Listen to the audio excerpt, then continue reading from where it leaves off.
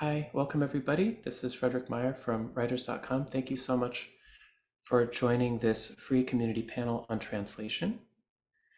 So I thought a way we could start this evening, I think it's evening for most of us, is I guess it might be morning for folks in Oceania. So this experience is I just wanted to invite each of our panelists to read something short that they have translated in both languages.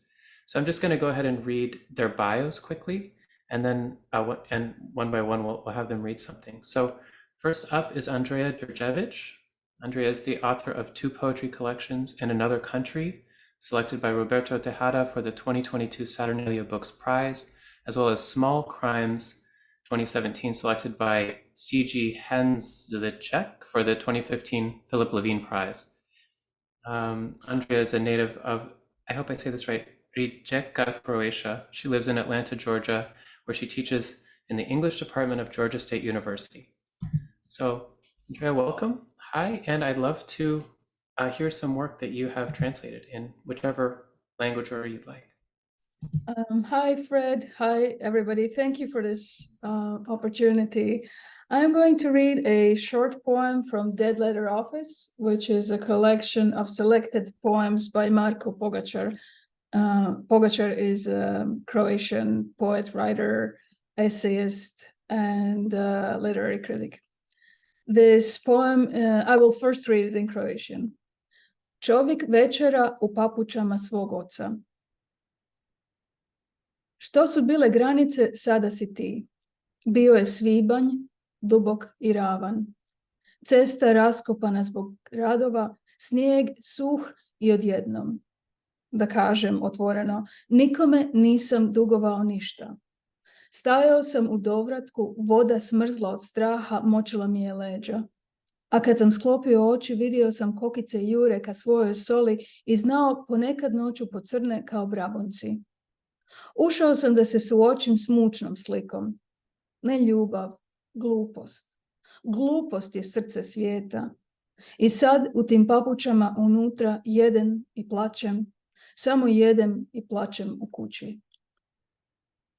Man dines in his father's slippers.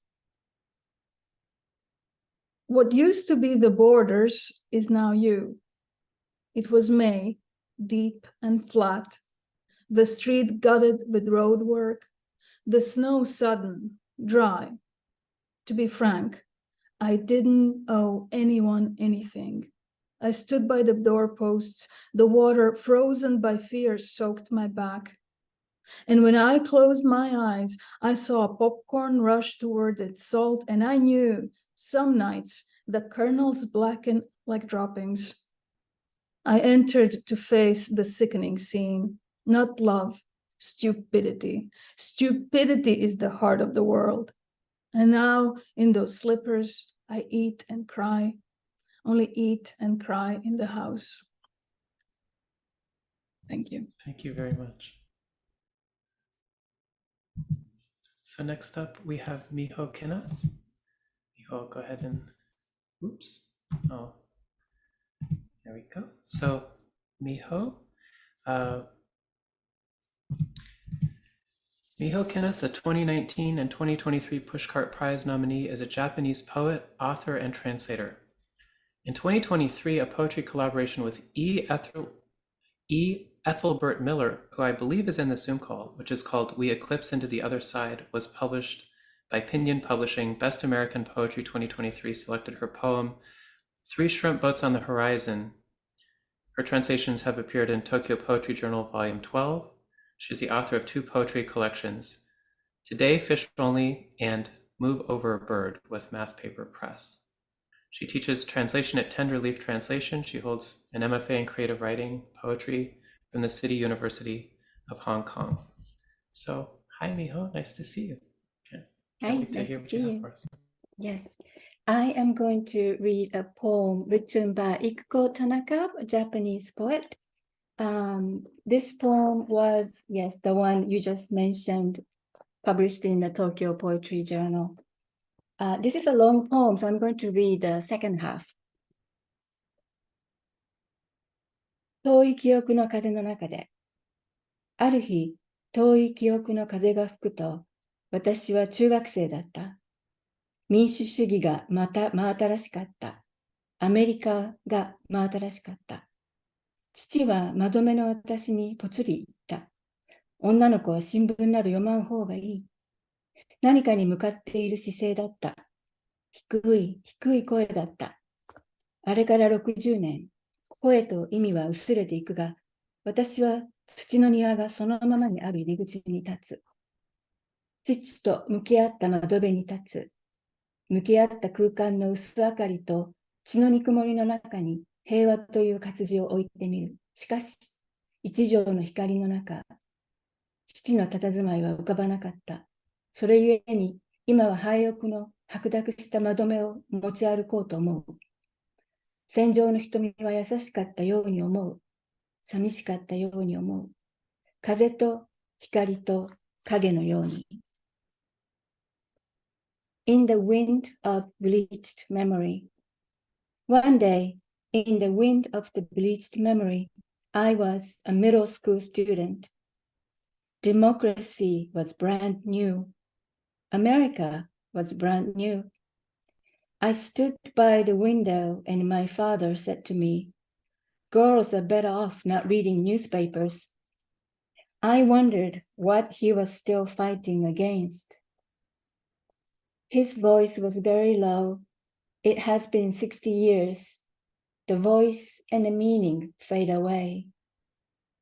I stand in the dirt yard. Nothing has changed there. I stand by the window where I face my father in the space between the feeble light and the warmth of blood. I place the printed word, peace. In the light, in one silver of light, the image of my father doesn't come together because it doesn't. I think I will carry with me the space by the opaque window of the abandoned house. The eyes of the battlefield seemed gentle. They might have been lonely just as the wind, the light, and the shadows are. Thank you. Thank you, Miho. And lastly, we have Wendy Call. Thank you so much for joining us. Wendy Call has been writer-in-residence at 24 institutions, including 5 national parks, 4 universities, 2 visual art centers, and a historical archive. She co-edited the widely used craft anthology Telling True Stories, a nonfiction writer's guide with Plume and Penguin, and wrote No Word for Welcome, University of Nebraska Press, winner of Grub Street's 2011 National Book Prize for Nonfiction. She teaches creative writing at Pacific Lutheran University in Tacoma, Washington, and on writers.com. Read her literary work at Guernica, Orion, Witness, and Yes magazine. So, hi, Wendy. Thanks. Thank you all for being here. So I'm going to read a poem by a poet named Irma Pineda, and it's from this book, In the Belly of Night and Other Poems, which was published last year. It was a co-publication between a Mexican and a U.S. press. The U.S. press is Eulalia, which is in Pennsylvania. And Irma Pineda writes in both her home language, which is Isthmus Zapotec, an indigenous language from southern Mexico, and in Spanish. So the Zapotec title of this poem is Rarineshu Yanna, but I'm not going to read it in Zapotec because it's a tonal language and my tones are really bad. So the title in Zapotec is Rarineshu Yanna.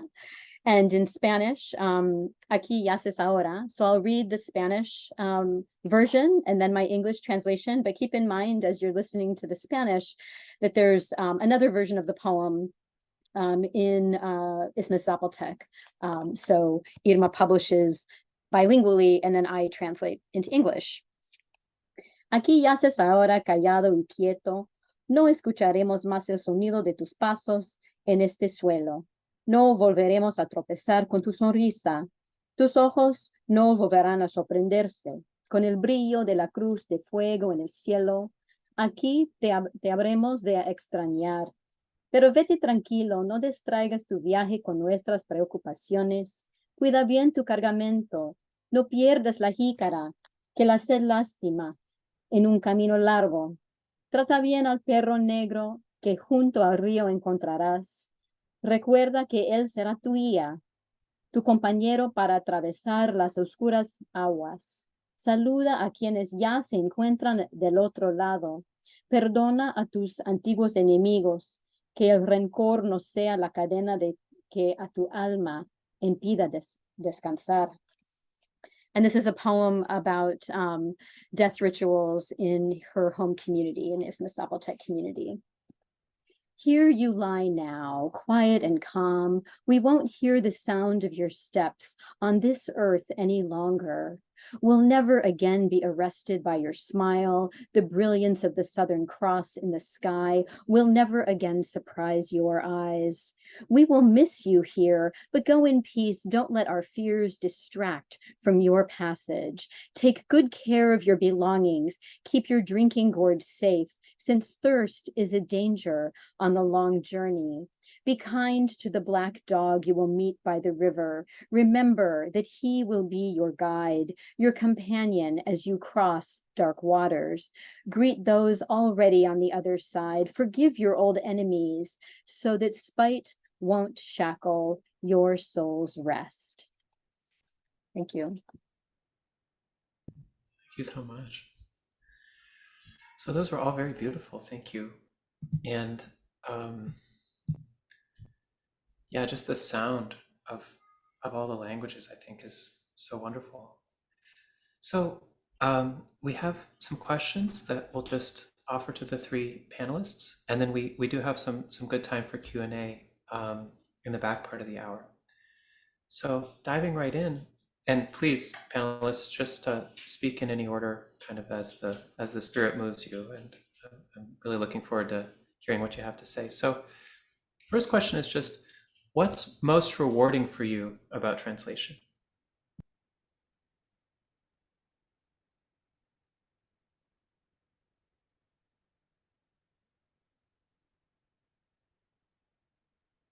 You are muted, Miho.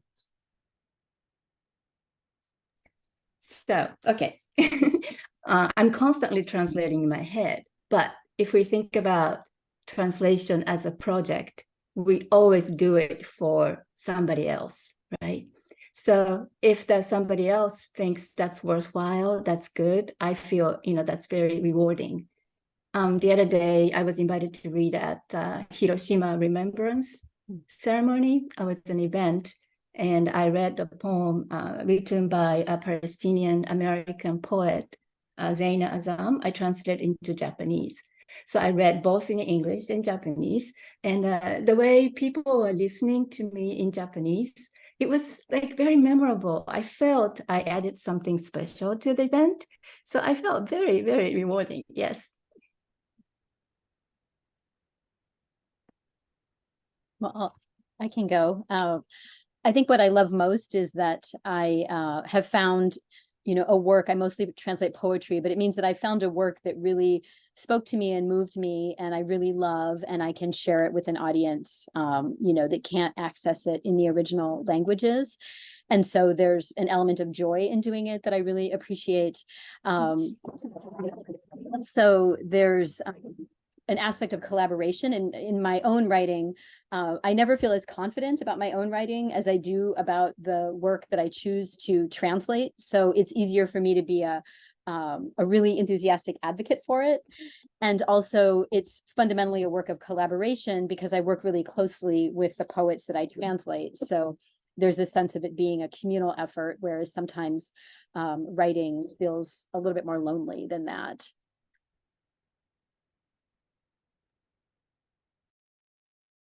I'll just add a little something on top of what you two already said, which I agree with, is that I get a great kick out of bringing writers from Croatian, which is let's include Bosnian and Serbian as well. It's a family of languages.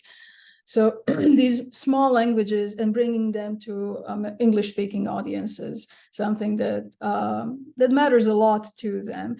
But aside from that, I also get this, it's almost like a little devil inside me. I also another thing about it that I like is that I feel that bringing these voices to the United States kind of messes up some of our notions of what makes good literature and what's aesthetically pleasing, what we can and cannot do in a poem, and so on and so forth. And that's certainly something that has done for me. So all those things are just really, really rewarding. And also, honestly, some of the issues, or maybe small headaches when it comes to translation, can become really rewarding later on. They're kind of like exciting frustrations, kind of like solving puzzles. And so that has its own different flavor of reward to it as well. Thank you. So staying on that topic, what do you find most challenging about translation work?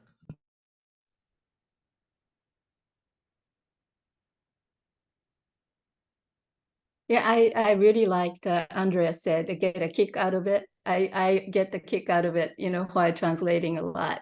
But one thing I really find it challenging is this tediousness of work. You just have to go word by word, sentence by sentence, and you turn around and repeat the process again and again. So, I wish you have a better AI technology so that help us with our legwork. And then, all the research in the grammatical checks, and, then it'll be so much more fun to do the actual translation. So I would say this, yeah, the legwork, the grueling work, that's the biggest challenge for me.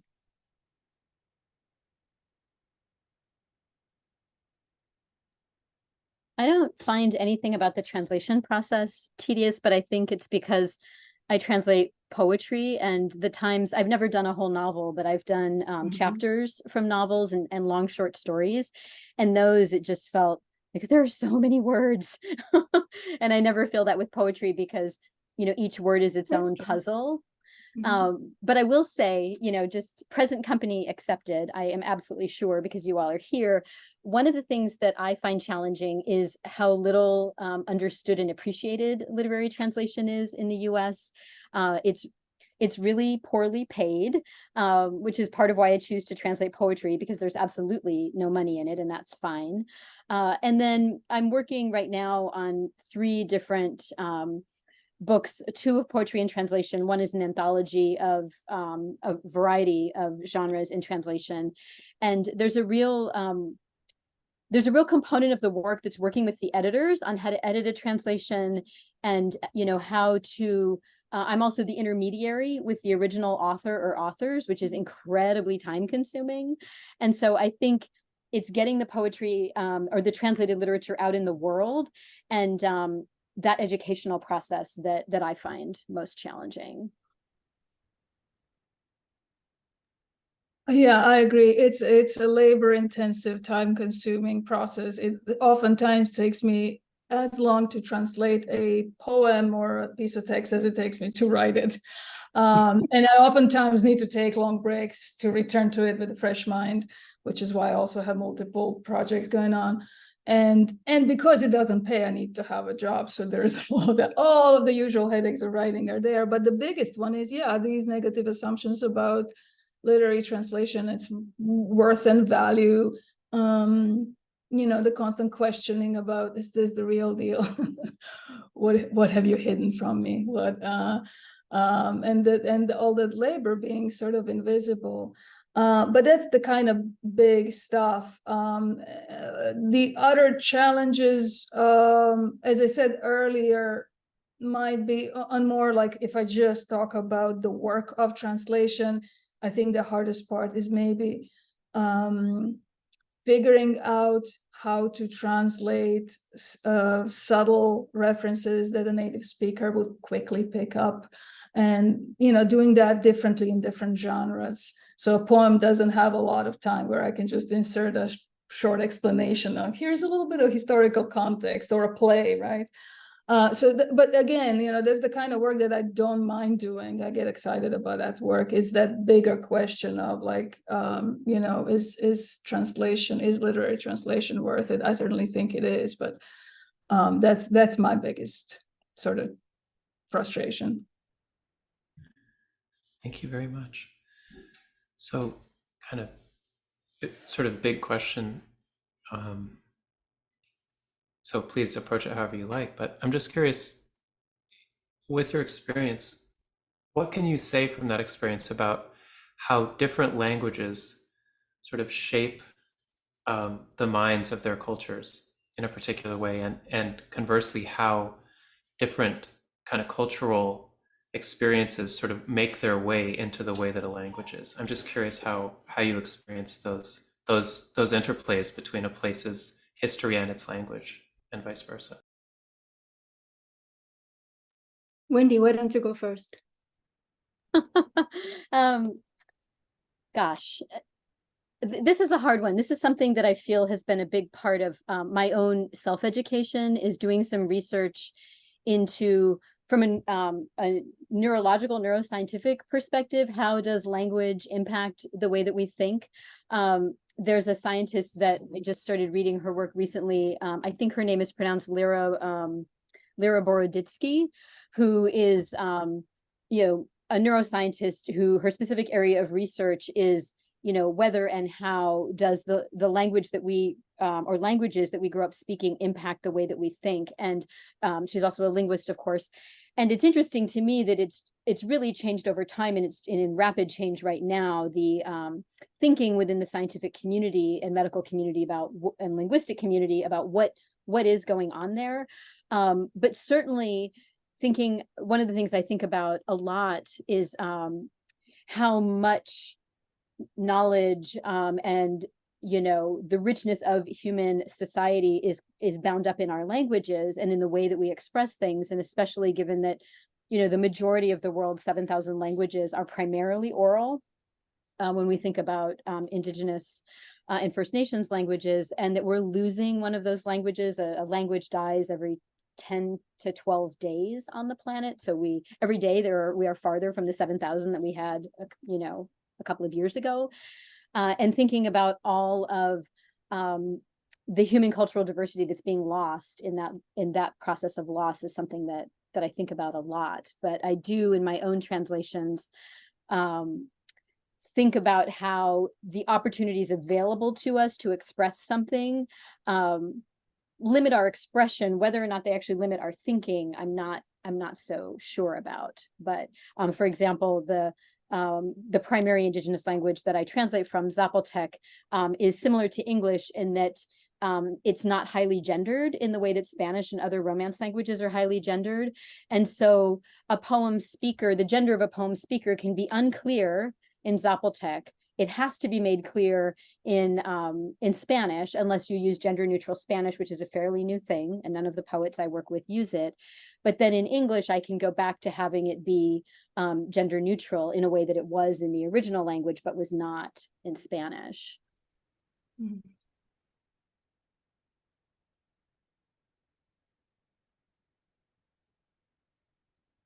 Okay, let's see. I was thinking, the Japanese, the native speakers of Japanese is like 150 million speakers, and most of us are in Japan, and there are very small number of Japanese speakers as the second language. But like in case of English, that's the other way around. Most people are second language speakers of English, and there are billions of people speaking it. So I would say that Japanese is rather a very unique language and very different from other languages. Of course, there are similarities among, if you start comparing a little by little. But I was thinking that the climate that we live in, like if you grow up in the desert or tropical jungle, I think your thinking would be very different. So, and different kind of religions are born from different regions. And there are some places always some war or some battles taking place. And there are other places maybe very peaceful, or the seasons, long winters, long summers, or even four seasons, which is the case most of the time in Japan. So those environment change the history, change the way of thinking. So the language is different. So to me, in a way, difference is given. But, the translation, what we're trying to do is to find something common, in between all that. So I think we really have a lot of work to do. We need to, if outside is all different, we need to go look inside, because we're all human. Our emotions and our, physical, our bodies are basically the same. So sometimes when things are so different, I just go inside and look for something that's all common between us.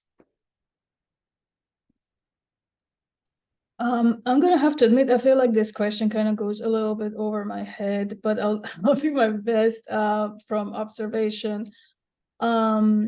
One thing that comes to mind is not so much how my native language, let's say, shaped me, but the kind of literature that certain languages have created. And for a lot of Central and Eastern European literature has over history had this element of humor and dissidence. And I don't know, I mean, I think that it's also political, primarily, not so much language related, and it's still present to this day. But the thing that I'm thinking about more these days is the level at which the English language has spread globally and how that is affecting everybody. Because I talk to my little nephews back home and they're just casually peppering their sentences with English phrases, which is interesting. But I also am thinking that while that makes life a little bit more convenient for us English speakers, that we need to make sure that we keep space for other languages as well. So that's, if we're exporting English, are we exporting also our way of thinking, and are we making sure that we don't lose other languages? Thank you. As you're working with a text, there's really a richness of both sound and meaning, and one word has so many meanings and so many different kind of resonances. And I'm curious, as you're translating, are you usually trying as much as possible to preserve as much of that, like keep 90% of it, or are you trying to almost find a new richness in the language you're moving to, or does it kind of move back and forth between those? Like, what's the experience of what is one trying toward as one translates, especially literature, things like, poetry and language is very carefully crafted? That's kind of a huge question. What is one trying towards? And I think it's a question I ask myself with each project or each poem, because particularly with poetry, and certainly this is true with all genres, but I think it's, even more so with poetry, there are so many directions in which you can take a translation. You can decide that sound is primary. You can decide the form of the poem is primary. You can decide that whatever the narrative of the poem, if there is a narrative component to the poem, is primary. And you have to choose something because you can't quite do all of them. But there's a poet and translator based in LA named Jen Eliana Hoffer, and Jen translates Spanish English. And she does this wonderful thing where she'll take a poem and then she'll create and publish 6 different translations of it. This is the sound translation. This is the meaning translation. This is the form translation.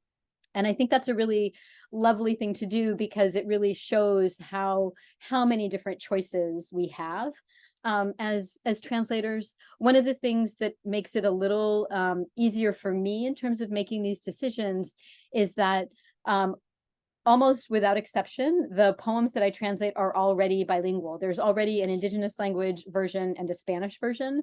And so I can look at the difference between those two versions, or in cases where I sometimes work with poets whose indigenous language I don't read, I only know the Spanish. And so I'll ask them to walk through the poem with me and tell me, what are the decisions you had to make when you moved between your home language and Spanish?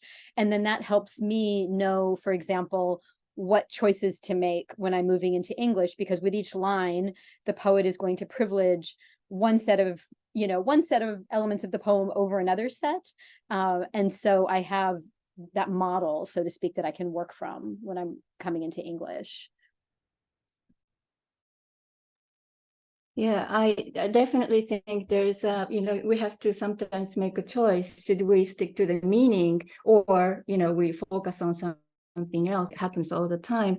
I was reading the poem by Elizabeth Bishop the other day. It's called The Shampoo, and she has a very interesting rhyme scheme in it. It's not any formal form of rhyme or anything, but she uses certain words very effectively. And I was thinking, when the sounds are very beautiful in one language, how do I do that, say, into Japanese? We have much more limited sound. Anyway, the language work very differently. So really cannot do 100%. We have to choose something. And English has very interesting characteristics, something like easier said than done. It's just so simple, and it's truncated, but the meaning is very clear. But when I try to say that in Japanese, youは行うよりが私、反対か。So it gets kind of longer and it loses that punch. So I was wondering, something like that, how do I do that? And I was thinking, actually, there is a Chinese 4-letter word expressions. So like dun, dun, dun, dun, just the 4 characters, 4 sound, and they can say a lot of things. And we cannot do that in Japanese. However, we share the reading of Chinese characters. So if I use those characters, 90% of Japanese readers know what I mean, what it means. And also it shows the speed, or the punch of that language. So sometimes, we have to go totally out of the box. This is kind of an extreme way. So if something is one thing very special, audibly listening, then I translate it into the difference in visual in the characters. So depending on the language you're working with, sometimes you have to do something a little outrageous, I think. Thank you. That's really interesting. Yeah, for me, I think it mostly that kind of solution presents itself during the drafting of translations. Like initially, if I'm translating something, I'm typically really excited about that piece in the original. So that first attempt at translation, that first draft is just like this manic, sloppy, I can't get there fast enough, just get it down on the page. And then I try to get the I am not exactly sure, just the words down, right? And then as I move through the drafts, I try to identify what the characteristic attributes are in that piece for that poet. And it's almost like the rules for that book or that piece or whatever it is kind of present themselves. Whether it's like, should I be paying more attention to the images or associative leaps, how do I tighten it, so on and so forth. At a certain point, I don't care so much about the sound in the original because I have a whole new set of sounds that are working beautifully. And that's a kind of like a discovery thing that that's kind of exciting for me personally. But then again, I also have to preface with this, I typically have not worked with poems in form, so I didn't have to have, that kind of headache to work with. Thank you. So last prepared question, and then we'll open it up for questions from everybody in attendance. So if you like, you can start typing out any questions that you'd like to ask in the chat. We'll also have the ability for you to, if you know how to use the Zoom raise hand feature where you raise like a small digital hand, please feel free to do that and we'll call on you in order.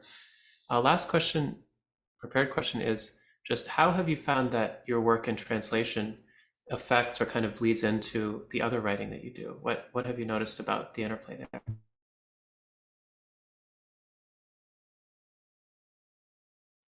I'll go first. So the way I came to translation was I was finished writing my first book, pretty much, and I just finished my MFA, and I had this terrible, dreadful fear of not being able to write anything new or anything different again. I just felt depleted, and I didn't like feeling that way. So without having mentors of any kind, I was visiting home, and I picked up a book by a writer called Olja Savicevic, and I read her newest novel at the time. It has since been translated and published here in the States. It's Adios Cowboy. And I loved it so much. I shot her an email, discovered the email somehow or other, and I said, I love your novel so much. I was kind of curious whether you would be okay with me translating some of your poetry. And the reason why I had zero experience translating it, and I had no business approaching her. She's a really well-established writer, but she was really generous and let me do it. And the reason I did that is basically because I knew that if I get out of my own head and writing the kinds of poems that I was kind of accustomed at that point writing, that I would be able to learn by translating somebody else's work. And that's what happened to me. And it happens with every project. It's as if like I don't know what my limitations are in terms of my own writing until I pick up someone else's work and start translating it. And then I kind of, it's almost like, I don't know, my muscles end up stretching. I'm not sure if that's the best analogy, but that's how it's been for me.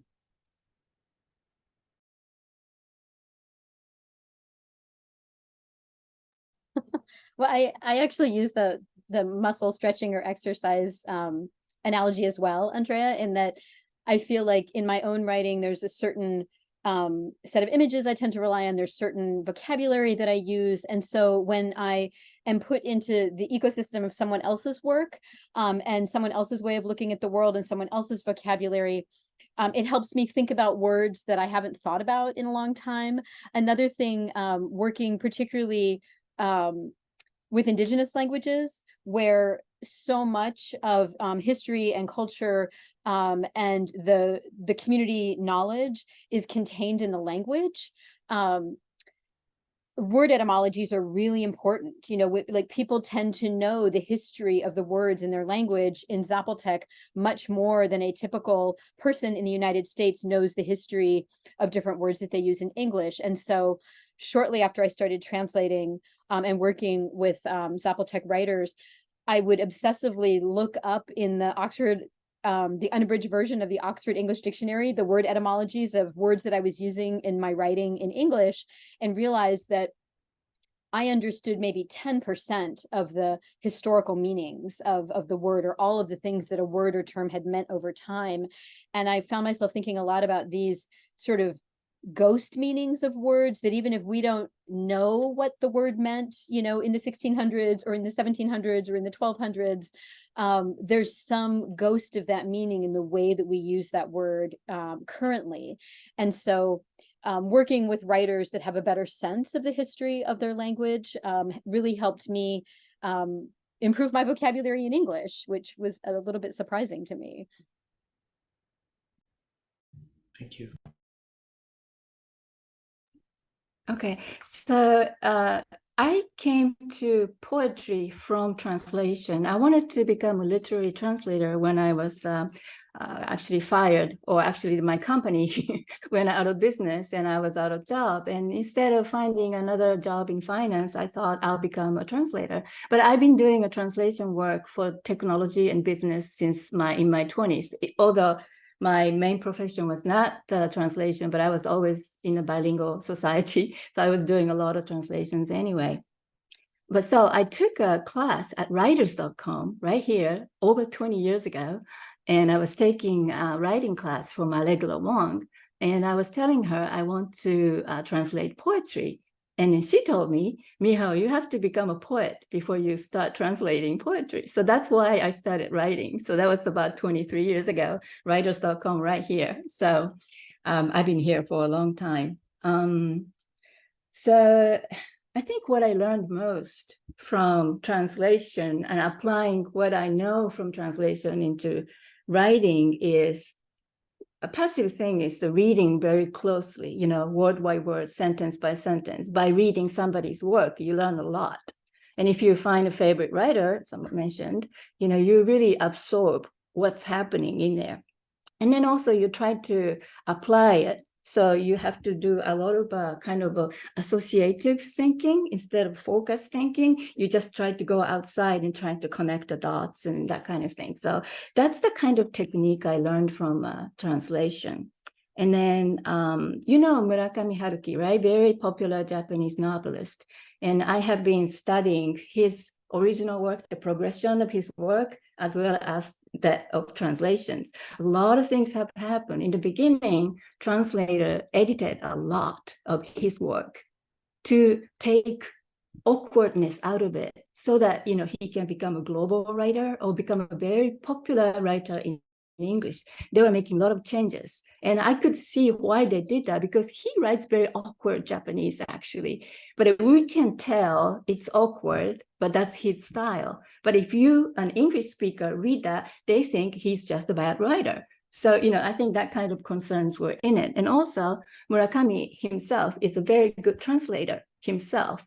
So he did a very good job with like a Fitzgerald or, you know, Raymond Carver. And I did a close study of Gatsby. And he also made some changes in the original text. And it makes sense because Fitzgerald sometimes has a very loose sentence. If you just translate it, people think, oh, this may be a mistake by a translator. I think that's the reason, but I don't know for sure. But so, and his writing also changed so much. So the last short story collections by him, the translation is just in perfect sync now. He doesn't do anything extraneous. So the translator, so I listen to one language and I read another at the same time, and they echo so well. It's just kind of amazing. So I think, yeah, if you translate, we learn a lot, a secret of the other writers. Thank you. Thank you so much. So I'm going to move us into the full Q&A period. So I'm going to just pin our 3 panelists here. And again, if folks have questions that they'd like to ask vocally, they can just raise your Zoom hand. There's a very good question from, I hope I'm saying your name right, Teda Marinelli. Okay, question. Do you only translate in one direction or both? And are there different challenges in translating into your secondary language?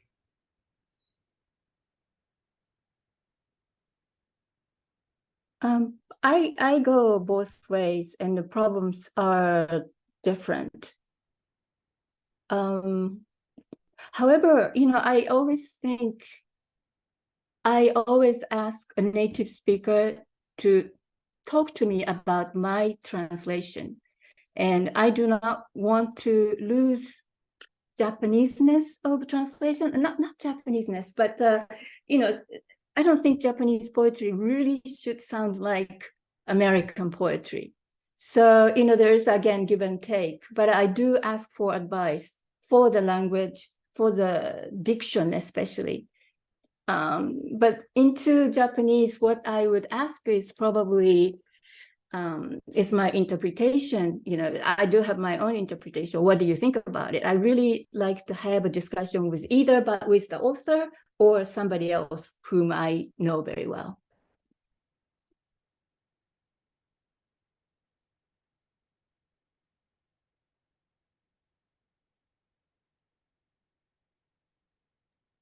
Anybody else? I only translate into English, and the reason is because there are so many people back home who translate into Croatian and all the nearby languages. There's really no shortage of translators from English into Croatian, and yet there is a severe shortage of people translating, bringing work into the English language, and I feel like that's where my time is best used. Mm-hmm.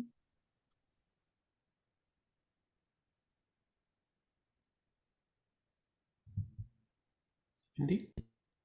Well, I only translate into English, and I've translated a couple of things into Spanish just because friends of mine in Mexico, you know, wanted access to a particular poem, a particular text. But yeah, I'm pretty much an English only translator. Gotcha. Thank you. Ying Chao Xiao, I, Wendy is asking you, well, it's more of a statement, and then I think he or she wants to hear your thoughts.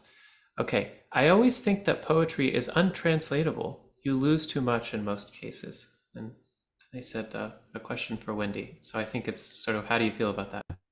Well, I'm not the only one here who translates poetry, so I'd be interested in hearing what Miho and Andrea think. But I know that's honestly the first thing that people often think about the translation of poetry. And my sense is always, of course, a lot is lost, but if you don't translate it, everything is lost. And I really don't believe, if that were true, no one would ever buy or read a book of poetry in translation, because it would literally have no value. And I do think that it has value. And of course, I do often mourn what gets left behind in a translation, but I feel really good about working with the poets about really trying to hone in with each particular poem what is the most important thing to try and convey in English with this particular piece. And another thing I have really enjoyed is because the poets I work with are also tasked with translating their own work from their indigenous language into, a global language, Spanish. They've had to leave a lot behind in moving into Spanish. And so sometimes, because English and Zapotec, for example, share a lot of linguistic qualities that Spanish and Zapotec don't share, sometimes I can get something into an English translation that they were not able to get into a Spanish translation. And that's, the wonderful thing about languages is that there's all of these different relationships among them. Yeah, my thoughts are similar. I think there's a whole lot more found in translation than it's lost. However, I don't want to feel like I'm at a market and we are sort of bargaining how much lost, how much is gained. That said, I think that sort of endeavors that feel or seem impossible are exactly the ones that we should pursue. Otherwise, I'm not sure what the point of art is. But also, it's like if we have the original and then we have a translation or multiple translations of it, I don't see how we're losing anything. The original is not erased. It doesn't stop existing. We are only adding to it. And another small thing that I'd like to add is that there is a little bit of a funny sentiment that I think most of us sort of carry with us, that we have inherited, and that is that there is a sort of inherent purity and perfection to any original. Just because it is first, it is therefore, I don't know, like virginous or something. There's something super special about it. But the thing about it, that originals don't have to be perfect. Even though we love them, that oftentimes I have found myself in translation that we kind of find places where there is room for new meanings to sort of like work their way in, given the context, and maybe even improve a little bit in translation. That also happens. It's not unusual. And I mean, what's lost, it's kind of like you lose one relationship, that doesn't stop you from maybe going into another one and having a better time. So those are my thoughts on the losses. Nothing. Yeah, I think there should be multiple translations for everything. I agree. And like Basho's famous haiku, I found like 35 different translations, and then people have different reasons behind it. So talking about that really is interesting. And also, even in Japanese, after 300 years, people are still talking, what did he really mean by that?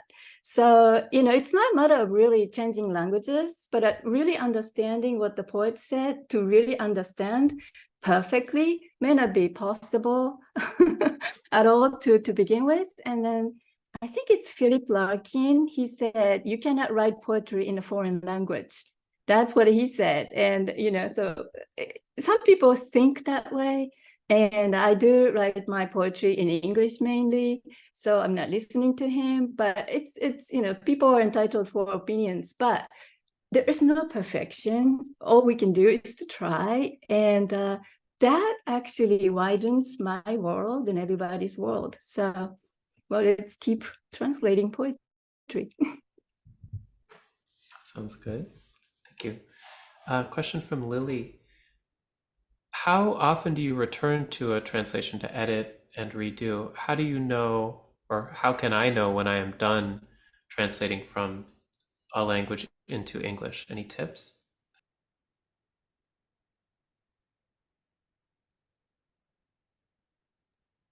This is a really hard one, and I think a lot of writers and at least as many translators are also perfectionists. And of course, you know, the thing about being a perfectionist is that you're never done. It could always be better.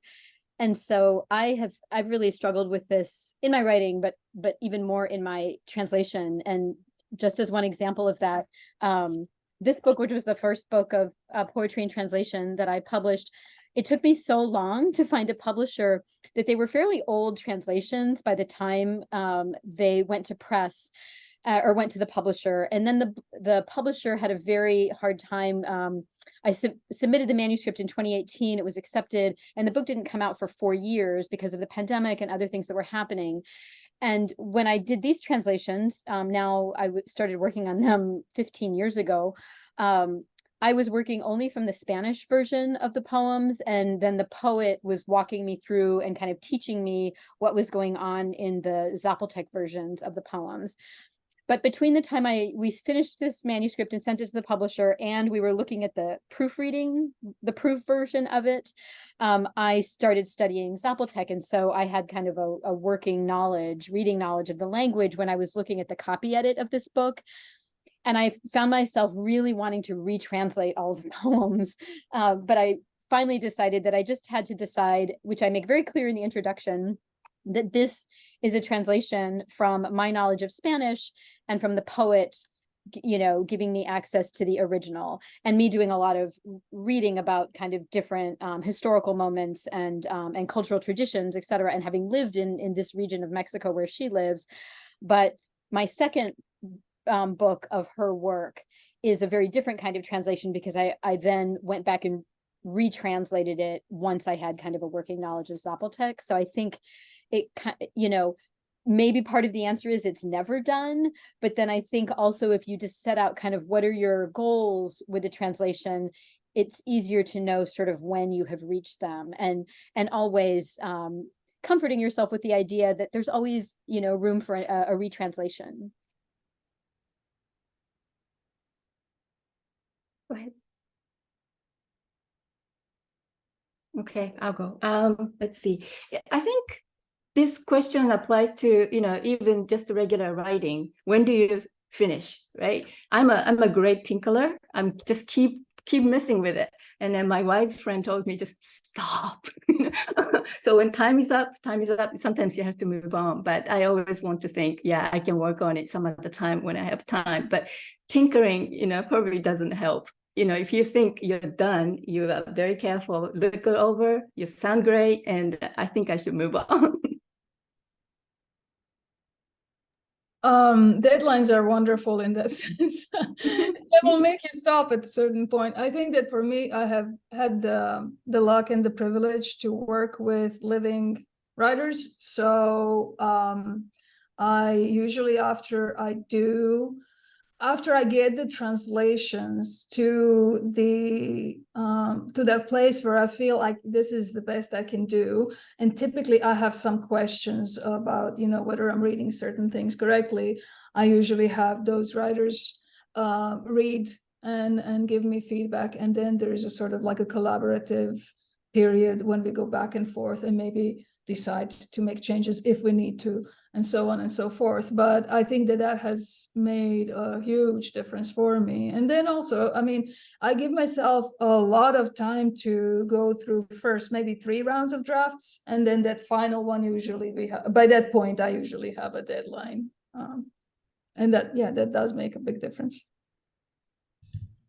Thank you. So we have time for 2 more questions that are in the chat. We might go slightly over time. First question is again from Ying Chao, asking, how do you deal with culture gaps in translation? I think specifically in forums, and I think you mentioned poetry as well as plays. I think those were good examples where you kind of can't stop to explain. How do you deal with that? Mm. Well, I try to explain as much as possible if it's necessary by adding notes or by changing words, or I really, if I have a space to say more about, say, Mao culture, or I'm working with Chinese culture, and I like to have the space to be able to talk about it. But at the end of the day, how the final work looks, it needs to look beautiful to me. So in order to keep the balance, sometimes I have to leave it as is. But if I have a chance to explain it, I try to do a good research and try to provide information, even in the back matter or end note. But it's important that work is flowing.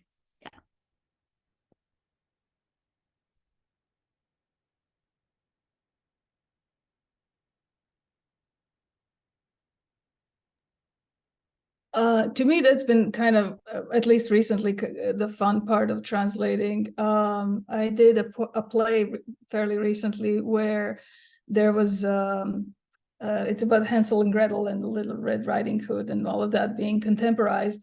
And basically in the play, there are all these references to old Yugoslav songs. And then to the native reader, they would pick up that one of the songs mentioned was by this heavily nationalistic singer band that I'm really happy nobody knows about around the world. But I quickly just inserted the Beatles Get Back into that line and just worked perfectly. You see, the thing about English culture or American culture, English language culture is just so easily, there's just so much material there. And then there was another song by this obscure Yugoslav band that was making fun of the Soviets' social realism kind of aesthetics, and I think I plugged in Johnny Cash's Ring of Fire or something like that. It worked well in the context. So I think that letting go of perfectionism and just being playful in the translation can be really fun when it comes to that kind of stuff. Yeah, I love hearing these different strategies, which kind of shows the diversity of options that we have. But one of the things I think about a lot, because of course, when you're working in translation, you are just in the cultural gap all the time, is that it's really the idea that anything that we read that was written in English does not involve massive cultural gaps is really false.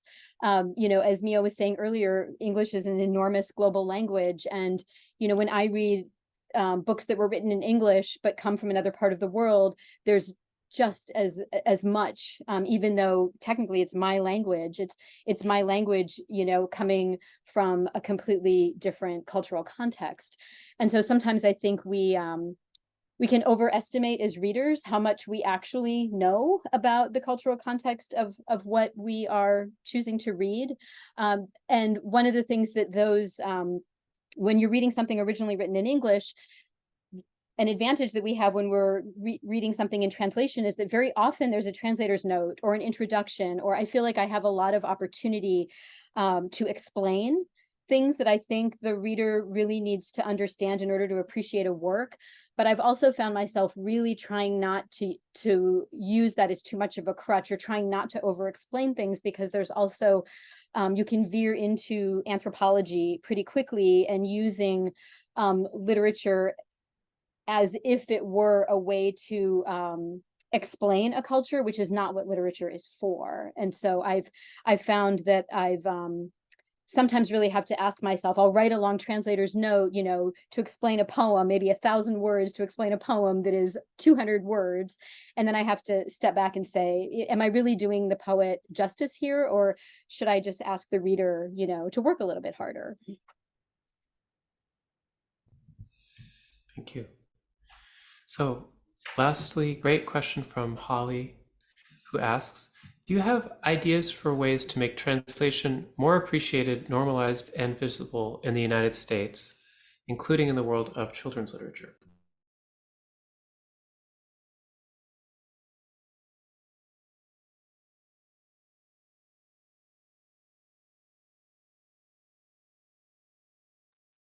Okay. So I grew up in Japan, and when I was growing up, I was reading more books in translation than the ones written originally in Japanese. And I just called foreign books, but that included Russian, German, Danish, American, English, Chinese, or Arabic, or just everything was just came to me in Japanese in translation. And I think the reason I really remember those better is because it was more interesting. So if the books are interesting and if they were available, they were in front of them, I think children would pick them up without prejudice. But just availability is the problem. I understand. But I think we, it's slow work, but I think we can change the availability. This question is such a wonderful question, Holly. And, there's a range of issues here. There's whether the translator's work is acknowledged. So for example, I'm thinking of I teach in a creative writing MFA program, and we just had a 10-day residency where we were all together talking about writing. And I found that people were often in their lectures and in work they were sharing, quoting authors who do not write originally in English and never once noting who the translator was. And so I'm always the person in the room asking, and who translated that? Or do you know what the translation was? And I think that just continuing to gently remind people that that these literatures that we quote from and it means so much from us were not originally written in English, and there was a human being that made it possible for you to read it in English. And then also really seeking out the books that the publishers that are publishing work in translation are publishing. It is so hard for those small publishers, and because large publishers tend to ignore anyone except kind of the Murakami's and Garcia Marquez's of the world. It really ends up being the responsibility of small publishers, and it's very, very hard for them. And so publishers like Deep Vellum and Milkweed and Two Lines and New Directions that are publishing either exclusively work in translation or a lot of work in translation by their books. They often have really wonderful subscription programs. Like, I often think, well, I don't really know where to start. I don't know anything about literature from that part of the world. But they have subscription programs where they will send you the books that they publish that are by women, or the mystery books that they publish from other parts of the world. And then every few months you get a book in the mail and you learn about a new author, and a new literary culture. And that's how those presses are able to continue the work they're doing.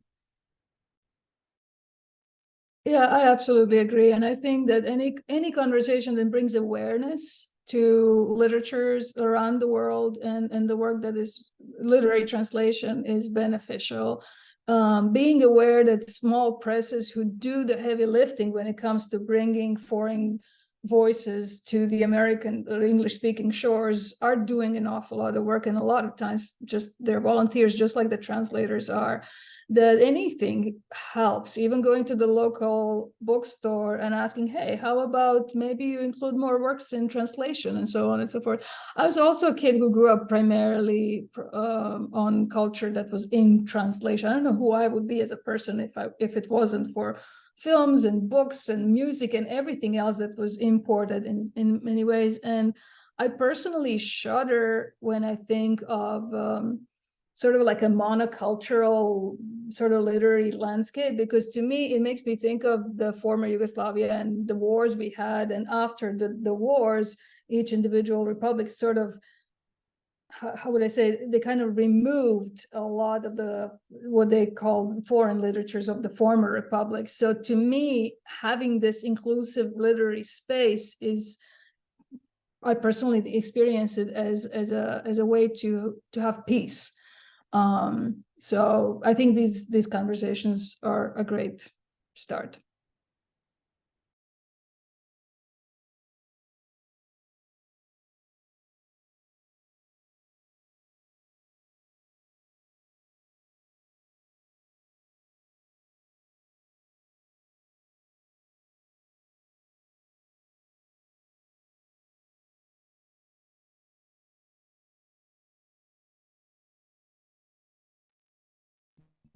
You're not waiting for me to say anything, right? Thank you very much. I already spoke, didn't I? Are we done? Well, Actually, Holly, the but person please. who wrote the question, she writes children's books on Japanese subject in English. So Oh, it's not a lovely. translation. However, the subject is, it's about Japan often. So Holly does a good job. So can y'all hear me?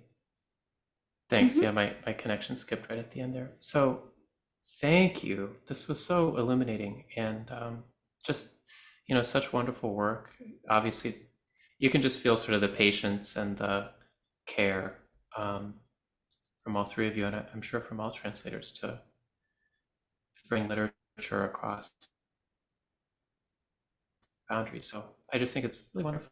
I really appreciate you sharing your work with us. And thank you again. And everybody, thank you for the wonderful.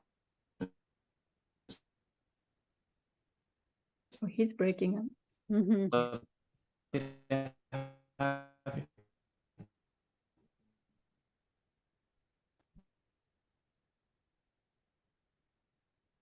Thank you so much, everyone. Really fantastic Yes, conversation. thank you so much. Really While he's delightful. frozen.